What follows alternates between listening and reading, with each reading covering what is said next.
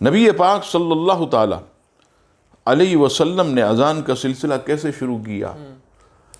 کسی نے مشورہ دیا، یا رسول اللہ ہم مدینے کی گلیوں میں طبل بجاتے ہیں۔ کسی نے عرض کی، یا رسول اللہ ہم مدینے کی گلیوں میں زور زور سے یہ صدا لگائیں گے، صلاۃ صلاۃ صلاۃ، تاکہ لوگوں کو پتہ چل جائے نماز کا وقت ہو گیا۔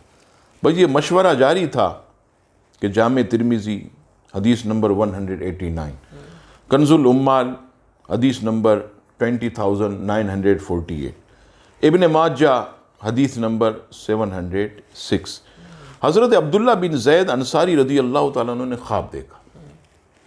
ان کو اذان کے کلمات سکھائے گئے فرشتے۔ جب صبح ہوئی تو حضور علیہ السلام کی بارگاہ میں حاضر ہوئے، عرض کی، یا رسول اللہ میں نے یہ خواب دیکھا اور یہ کلمات مجھے اللہ اکبر اللہ اکبر اللہ اکبر اللہ اکبر اشہد ان لا الہ الا اللہ، یہ پوری اذان مجھے سکھائی گئی۔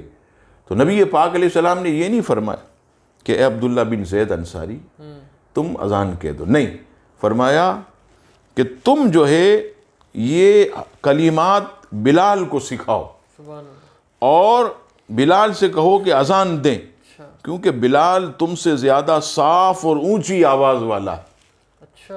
چنانچہ حضرت عبداللہ بن زید انصاری رضی اللہ تعالیٰ عنہ نے وہ کلمات حضرت بلال کو سنائے، سکھائے، اور حضرت بلال رضی اللہ تعالیٰ عنہ نے جو ہے وہ اذان کہی۔ پہلی اذان بھی انہوں نے ہی کی۔ حضرت بلال رضی اللہ تعالیٰ عنہ نے پہلی اذان دی نبی پاک علیہ السلام کے حکم کے مطابق۔ سبحان اللہ۔ حالانکہ دور رسالت میں 2-3 مؤذن ہوتے تھے، حضرت ابن مختوم رضی اللہ عنہ، یہ بڑے جلیل القدر صحابی نابینا تھے، یہ بھی مؤذن تھے، لیکن حضرت بلال رضی اللہ تعالیٰ عنہ نے سب سے زیادہ اذان دینے کا شرف حاصل کیا۔